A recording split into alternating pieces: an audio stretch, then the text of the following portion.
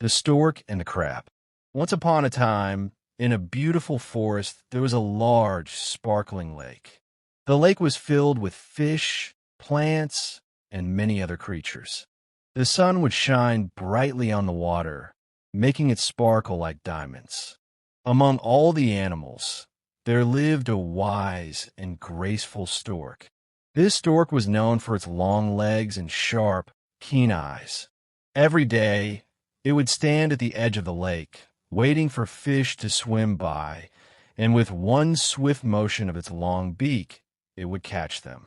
Despite being admired by all the animals, the stork was very lonely. It didn't have many friends. The other animals were either afraid of it because of its sharp beak, or they didn't think they had anything in common with the tall bird. The stork didn't mind much at first. It liked being alone, enjoying the quietness of the lake and the peaceful days. On the other side of the lake, there lived a small crab. The crab had a hard shell that protected it from danger, and quick little legs that helped it scuttle across the sand and mud. The crab wasn't as tall or as elegant as the stork, but it didn't care. It was happy living by the edge of the lake, hiding in the cool mud and looking for small insects to eat.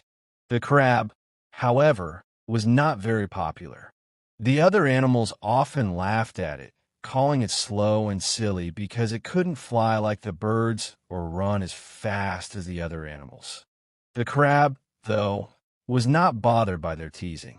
It had learned long ago to appreciate its own strengths. One hot summer, something unusual happened. The weather became very dry, and for weeks there was no rain.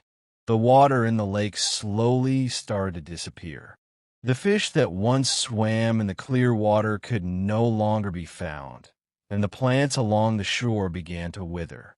The stork, who relied on the fish for food, was finding it harder and harder to catch enough. It flew across the forest, looking for new ponds and rivers, but all the water seemed to be drying up. The stork was hungry and tired, and it didn't know what to do. The crab was facing the same problem. It usually lived in the cool, damp mud along the lake's shore, but now the mud was drying up. The small pools of water where the crab liked to hide were vanishing. The crab couldn't find enough food, and it was getting weaker by the day.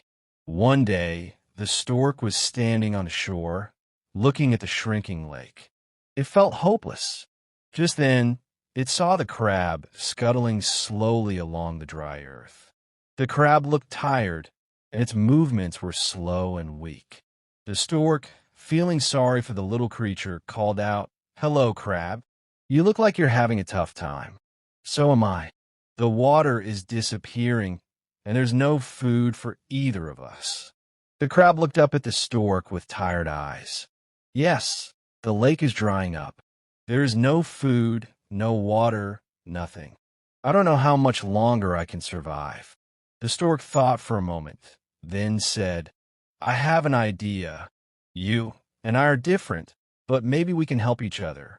I can fly high above the forest and the lake, and I can look for places where the water hasn't dried up.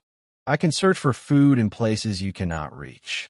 And you, crab, you are good at finding things on the ground where I cannot go.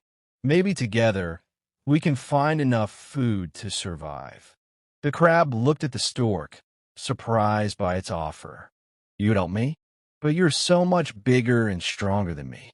What can I possibly do to help you?" The stork smiled and said, "Even the smallest creatures have something to offer.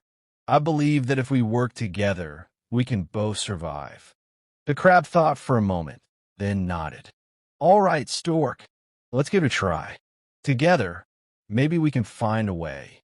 And so, the two animals decided to work together. The stork spread its wings and flew high above the trees, looking for any signs of water or food. From the sky, the stork could see distant ponds, rivers, and even a few places where the grass was still green. But the stork was careful not to take too much from any one place, as it knew that it needed to save some for the other creatures of the forest. Meanwhile, the crab scuttled along the lake's edge, searching for insects, plants, and small bits of food in the mud. Though the lake was drying up, the crab was still able to find a few things to eat. The crab also found a small pool of water hidden under some rocks, just big enough to keep it cool. For many days, the stork and the crab worked together. The stork would fly to new places, bringing back fruits, berries, and even some fish from the distant ponds it found.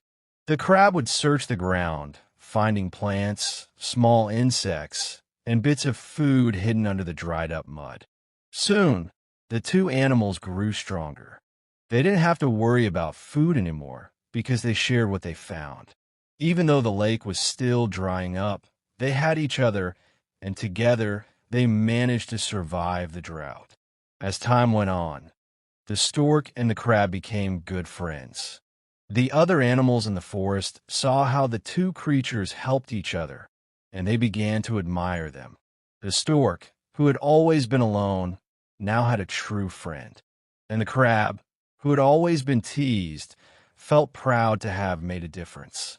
One day, after many weeks of working together, the rain finally returned.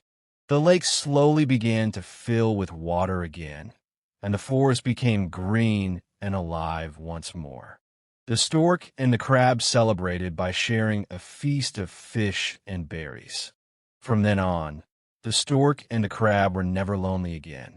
They had learned the value of friendship and how working together could solve even the hardest problems. And so, the stork and the crab lived happily by the lake, always helping each other whenever times got tough.